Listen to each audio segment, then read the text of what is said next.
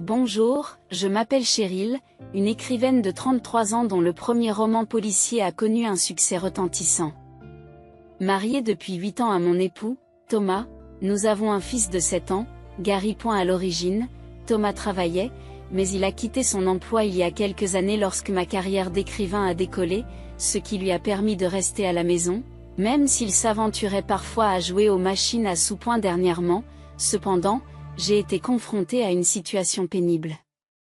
Thomas a eu une liaison, gâtant sa maîtresse avec des cadeaux coûteux, scandaleusement financés par ma propre carte de crédit. Cette trahison, que j'ai endurée pour le bien de notre fils, est arrivée à un point où je ne peux plus la supporter. Un matin particulier, Thomas s'est habillé en costume, un choix inhabituel compte tenu de sa routine de chômeur. Curieuse, je l'ai interrogée à ce sujet. Elle a d'abord semblé surpris, mais a repris son calme pour me dire qu'il se rendait à un entretien d'embauche, laissant entrevoir la possibilité d'une nouvelle contribution financière. Je lui ai souhaité bonne chance, espérant sincèrement qu'il s'agissait d'un changement positif. Cependant, ma confiance a vacillé lorsqu'il est rentré chez lui à 2 heures du matin, me laissant éveillé et rempli de doutes quant à la véritable nature de sa sortie. Travaillant tard pour respecter une échéance, mon cœur a sombré lorsque Thomas a franchi la porte en titubant, bien après minuit. Elle s'est effondrée sur le canapé du salon, son costume empestant l'alcool et le parfum, son smartphone vaguement serré dans sa main, l'écran manifestement déverrouillé. Poussé par un mélange de suspicion et d'incrédulité, j'ai jeté un coup d'œil à son téléphone. Les textes que j'ai vus ont confirmé l'impensable. Thomas avait une liaison. Mais la douleur s'est accentuée lorsque j'ai réalisé que son amant n'était autre que mon ami intime. Gloria. Les messages révélaient qu'ils avaient dîné dans un restaurant luxueux, connu pour ses vues nocturnes romantiques, un endroit où il ne m'avait jamais emmené. Le choc a été comme un coup physique. Des larmes ont brouillé ma vue alors que j'étais confrontée à la trahison de 2 personnes en qui j'avais profondément confiance. Gloria, qui était elle-même mariée, avait toujours été une confidente. En proie à un trouble silencieux, ne voulant pas réveiller Thomas, j'ai rapidement transféré les preuves incriminantes sur mon propre téléphone afin de les protéger. J'avais besoin de temps pour réfléchir, pour planifier soigneusement mes prochaines étapes. Le lendemain matin, comme si rien ne s'était passé, Thomas reprit son attitude habituelle. Je m'approchai de lui avec décontraction. Thomas, à propos d'hier. Tu m'as dit que tu avais un entretien et que tu étais rentré assez tard. Qu'est-ce qui s'est passé? Il détourne les yeux, cherchant visiblement une excuse. En fait, je suis tombé sur un ami après l'entretien et nous avons fini par aller boire un verre, marmonna-t-il. Un ami? Quelqu'un que je ne connais pas? Je l'ai interrogé, même si je connaissais déjà la réponse. Je ne suis pas obligé de tout expliquer, n'est-ce pas? Il a répliqué. Oui, tu as raison, répondis-je. Un mélange de frustration et de résignation s'installe. Sa dérobade confirmait mes pires craintes quant à sa tromperie permanente à l'égard de Gloria. Un mois après avoir découvert la douloureuse vérité sur la liaison de mon mari Thomas, j'étais toujours en proie à l'indécision. La réalité d'une confrontation avec lui se profilait à l'horizon. Cela pouvait très bien signifier la fin de notre mariage. Dans d'autres circonstances, je lui aurais peut-être déjà présenté les preuves et demandé le divorce. Cependant, notre fils Gary, qui n'a que 7 ans, était ma principale préoccupation. Je ne pouvais supporter l'idée d'éloigner son père de lui à un âge aussi tendre. Pendant ce temps, Thomas semblait exploiter mon emploi du temps chargé. Il a commencé à quitter la maison plus souvent, mes journées étant consacrées à l'écriture dans ma chambre. Bien que cela me fasse mal, c'était aussi une occasion inespérée de recueillir davantage de preuves de son infidélité. Lors d'une de ses sorties, j'ai fouillé dans ses affaires et j'ai découvert une collection de reçus pour des articles féminins de luxe. Aucun de ces articles ne se trouvait dans notre maison et aucun ne m'avait été offert. Il était clair qu'il achetait ces articles pour Gloria, mais l'origine des fonds était déconcertante. Il n'avait pas d'emploi et vivait de l'allocation que je lui versais, ce qui ne lui permettait pas de faire des dépenses aussi extravagantes. Poussé par le besoin d'en savoir plus, j'ai décidé de le suivre. Mais d'abord, j'avais besoin de quelqu'un pour s'occuper de Gary. J'ai appelé mon frère, qui n'était pas au courant de la situation. Je suis désolée de t'avoir convoqué si soudainement. Je me suis excusée quand il est arrivé. Non, ça ne me dérange pas. Mais qu'est-ce qu'il y a? Tu as soudain dit que tu voulais que je m'occupe de Gary? Demande-t-il d'un air perplexe. Il y a quelque chose que j'ai vraiment besoin d'aller acheter moi-même. J'ai expliqué, en inventant une histoire de couverture. Des courses? Tu n'as jamais été matérialiste. Tu fais généralement tes achats en ligne. Il m'a fait remarquer qu'il était manifestement sceptique. Je le sais. J'ai répondu, ressentant un pincement de culpabilité pour la tromperie, mais sachant que c'était nécessaire pour protéger ma famille et découvrir toute l'étendue de la trahison de Thomas. Dans la fraîcheur d'un petit matin, le cœur alourdi par le doute, j'ai demandé une faveur à mon frère. Je dois aller chercher quelque chose dans un magasin aujourd'hui. Quelque chose que je ne peux pas commander en ligne. Peux-tu garder Gary un moment? J'ai essayé de garder une voix légère, cachant la vraie raison de mon besoin urgent de quitter la maison. Bien sûr, mais essaie de revenir vite, d'accord? Tu pourrais commencer à manquer à Gary. Mon frère m'a répondu, l'inquiétude étant évidente dans son ton. Merci beaucoup, dis-je. Ma gratitude était sincère malgré l'agitation qui régnait en moi. Grâce à l'aide involontaire de mon frère, j'étais libre de chercher la vérité sur les activités de Thomas. Me fondant dans la foule, je suivis Thomas à bonne distance, le cœur serré à chaque pas qu'il faisait vers sa destination. Mes pires craintes ont été confirmées lorsque je l'ai aperçu, confortable et insouciant, se promenant dans une boutique haut de gamme bras dessus bras dessous avec Gloria. Le fait d'être le témoin direct de leur intimité a été un coup dur. Alors qu'elle riait et examinait les articles, Thomas s'est dirigé vers la caisse. Je l'ai regardé, caché derrière un présentoir, tandis qu'il me tendait avec confiance une carte de crédit, celle-là même qui se trouvait au fond de mon tiroir et qui était destinée au cas d'urgence. Cette carte secondaire que je n'utilisais que rarement avait été son outil secret pour financer ses achats extravagants. Je me suis rendu compte de la situation.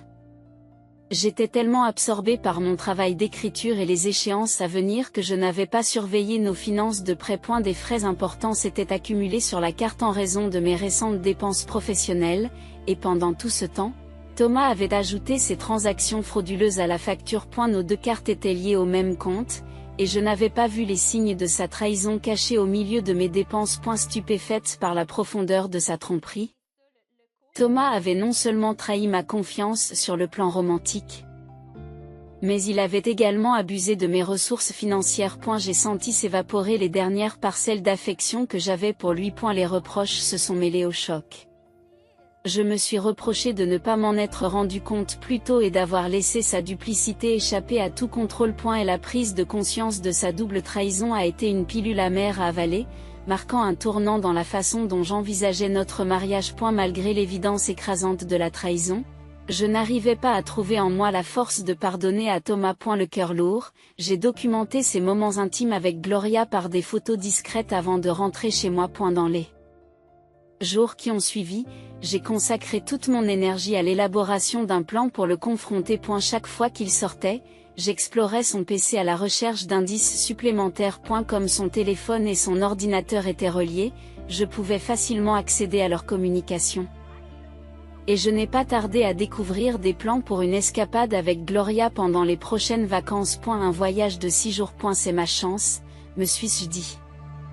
Un mélange de détermination et de désespoir colorait mes pensées. J'avais l'intention de confronter Thomas et d'arranger les choses pendant qu'il était parti avec sa maîtresse. Cependant, je me heurtais à un obstacle de taille. Notre fils, Gary. Je devais m'assurer qu'il ne connaisse pas la douloureuse vérité sur la liaison de son père, et il serait difficile de mettre mon plan à exécution sans qu'il ait vent des détails. À contre-séure, j'ai décidé de demander l'aide de mon frère une fois de plus. Je déteste demander cela, mais peux-tu t'occuper de Gary pendant les prochaines vacances? Demandai-je en essayant de paraître décontracté. Les vacances? Tu veux dire les 6 jours? Demanda-t-il, la voix empreinte de suspicion. Oui, j'ai quelque chose d'important à gérer. Répondis-je en essayant de masquer mon anxiété. Quelque chose d'important, hein? Il me regarda d'un air qui suggérait qu'il en savait plus que ce que je lui avais dit. Ces paroles suivantes me prirent au dépourvu. Cheryl, tu n'es pas obligée de tout gérer toute seule. Que est-ce que tu veux dire par là? Demandai-je, ma voix étant à peine un murmure. Thomas me trompe, n'est-ce pas? Dit-il sans embâge. Mon cœur a battu la chamade. Comment l'as-tu su? Balbutiai-je, mais il me coupa la parole. Je l'ai appris par Gary, dit-il doucement. Gary, mon fils savait? Même s'il n'était qu'un enfant, il semblait avoir compris suffisamment de choses pour se rendre compte que quelque chose n'allait pas. Il avait vu son père se rapprocher de quelqu'un qui n'était pas moi. Et cela l'avait bouleversé. Et la révélation de mon frère nous a rappelé à quel point les enfants peuvent être sensibles et observateurs. Même à un jeune âge. Il semble que Gary ait senti la tension et la tristesse qui régnaient dans notre foyer, ce qui a encore compliqué le paysage émotionnel de notre famille. Je pensais que je protégeais bien Gary de l'agitation qui régnait à la maison. Pourquoi? Mon frère a appuyé doucement sur le champignon, ses mots coupant court à mes défenses. Les actions de Thomas t'ont suffisamment blessé pour que même Gary s'en aperçoive. Envisageais-tu de rester avec lui, alors que je me débattais avec les implications d'un divorce, craignant que cela n'affecte profondément Gary? Mon fils est entré à l'improviste dans la pièce. C'est bon, maman. Je suis de ton côté, a-t-il dit, d'une voix jeune et résolue. Je ne veux personne qui te rende triste, maman. Tant que je t'ai, tout va bien. Ces paroles si mûres pour son âge m'ont fait monter les larmes aux yeux. Merci, Gary. J'ai réussi à faire entendre ma voix chargée d'émotion. Je me suis tournée vers mon frère et j'ai ajouté. Et merci à toi aussi. Et merci à toi aussi. Forte du soutien de mon fils et de mon frère, j'ai trouvé le courage de faire face à ce qui devait être fait. Gary et moi avons commencé à planifier notre déménagement, en le faisant coïncider avec le moment où Thomas serait parti en voyage avec Gloria. Mon frère nous a aidés à faire nos bagages discrètement, en s'assurant que tout était prêt pour un départ rapide. Et la veille du départ de Thomas, j'ai décidé qu'il était temps de le confronter directement. Je l'ai trouvé en train de préparer une valise dans notre chambre. Thomas, pourquoi fais-tu une valise? Que est-ce qui se passe? Demandai-je en feignant l'ignorance. Ah, ça? Je pars en voyage avec des amis à partir de demain. Répondit-il en évitant mon regard. Un voyage? Pourquoi n'en as-tu pas parlé plus tôt? Je l'interroge, cherchant à obtenir plus de détails. C'était un projet de dernière minute. Rien de sérieux. J'utilise mon allocation mensuelle pour cela. Dit-il d'un ton dédaigneux, suggérant qu'il voulait mettre fin à la conversation. Malgré son malaise, il a continué à masquer la vérité. Je pris une profonde inspiration. D'une voix calme et déterminée que j'utilisais rarement, je demandai, « Es-tu sûr que ce n'est qu'avec tes amis ?» Thomas s'est visiblement crispé, ses épaules se contractant sous l'effet de la nervosité. Malgré son malaise évident, il s'accroche obstinément à son mensonge. « Tu insistes, n'est-ce pas ?» balbutiait-il. D'accord, je comprends. Profite de ton voyage avec tes amis. Dis-je, l'ironie ne se perdant pas dans mon ton. J'en aurais profité de toute façon, marmonna-t-il. Mais l'assurance dans sa voix était forcée. Une fois tout mis à nu, je savais ce qu'il restait à faire. Mon frère, mon fils et ma détermination avaient préparé le terrain pour un nouveau départ, sans tromperie. Même si vous n'en avez pas parlé, il est essentiel de rendre des comptes. Je suis sortie de la chambre de mon mari. Luttant avec mes pensées. S'il avait dit la vérité dès le départ, nous aurions peut-être pu nous séparer à l'amiable, en discutant de la pension alimentaire. Malgré sa trahison, il fut un temps où mon amour pour lui était profond. Il avait été mon roc lorsque mon roman n'avait pas eu d'impact. Je voulais éviter de nourrir une réelle amertume à son égard. Pourtant, dans les circonstances actuelles, je devais protéger mon cœur, surtout pour le bien de mon fils et pour mon avenir. Il était clair que le moment était venu pour moi de faire un geste décisif. Il n'y avait aucune raison de se retenir plus longtemps, surtout après avoir découvert plus de sa tromperie. Le lendemain matin, après qu'il soit parti en voyage, j'ai vérifié le tiroir et j'ai constaté qu'il avait à nouveau pris ma carte de crédit. J'ai réagi rapidement en appelant la société émettrice de la carte pour déclarer sa perte et la faire désactiver. Lorsque mon fils s'est réveillé, ses yeux brillaient d'excitation et il m'a demandé « Maman, c'est aujourd'hui, n'est-ce pas ?» Le jour où nous déménageons dans notre nouvelle maison, tous les doutes que j'avais encore se sont évaporés à ce moment-là. Oui, Gary, ai-je souri, rassuré par son enthousiasme. J'ai annulé la carte de crédit et il est temps pour nous de prendre un nouveau départ dans notre nouvelle maison. Avec l'aide de mon frère, le déménagement s'est déroulé sans encombre. Nous avons transféré nos affaires dans notre nouvelle maison, tandis que celles de mon mari ont été envoyées ailleurs. Le lendemain, alors que nous nous installions dans notre nouvel espace avec mon fils et mon frère, un profond sentiment de paix et d'anticipation de l'avenir m'a envahi. Lorsque mon mari m'a appelé, sa voix s'est faite hésitante. « Bonjour, oh Cheryl, qu'y a-t-il ? » Eh bien, ce voyage s'avère plus coûteux que je ne l'avais prévu. Pourrais-tu m'envoyer un peu d'argent ? J'ai tout de suite compris qu'il avait des difficultés financières parce que j'avais gelé sa carte de crédit.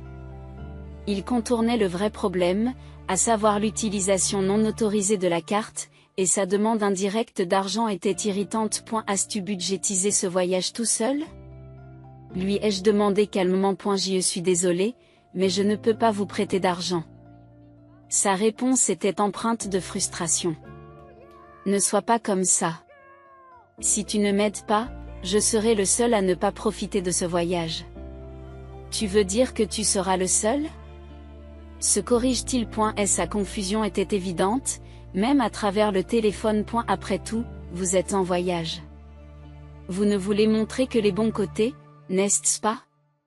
Mais désolé, la carte que vous avez prise n'est plus valable, alors vous devrez vous débrouiller. De quoi parlez-vous, Cheryl ? Quelle carte ? Il feint l'ignorance. Faire semblant de ne pas savoir ne sert à rien. Je réplique. D'une voix ferme. Tu paniques parce que tu dis des choses qui n'ont pas de sens. Je ne sais rien d'une carte.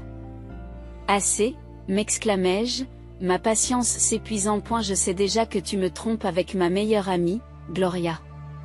Que est-ce que tu croyais ? Que je n'en savais rien ? Tu te moques de moi ? C'est évident. Non, ce n'est pas ce que tu crois, je ne te trompe pas. Il tente de me rassurer, la voix désespérée. J'étais furieuse qu'il continue à tout nier. Debout, avec mon frère et mon fils à côté de moi, toute ma fureur refoulée a éclaté. Arrête de trouver des excuses.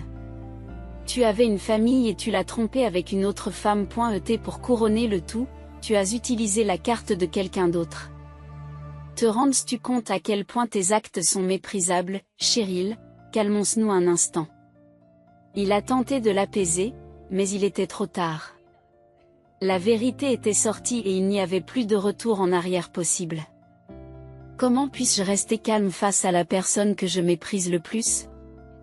J'ai fulminé au téléphone. Sache que je n'ai pas l'intention de te pardonner ni de t'aider. Quant à elle, elle peut aller voir ailleurs. Et ne vous montrez plus jamais à Gary et à moi.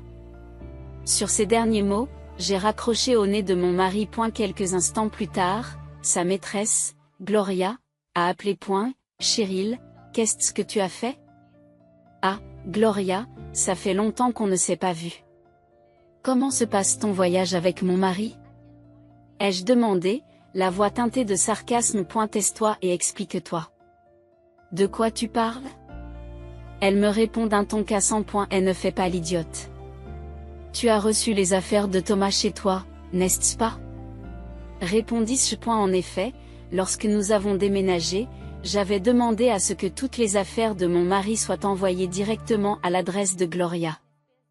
Étant donné que Gloria était également mariée, son mari était naturellement là pour recevoir l'envoi. C'est précisément pour cette raison que j'avais tout envoyé.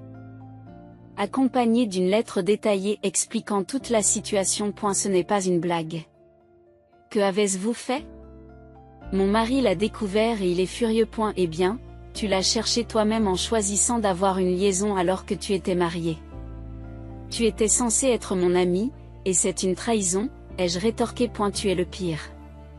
Je t'ai mal jugé, a-t-elle accusé. Excuse-moi, mais c'est très fort de ta part, ai-je rétorqué.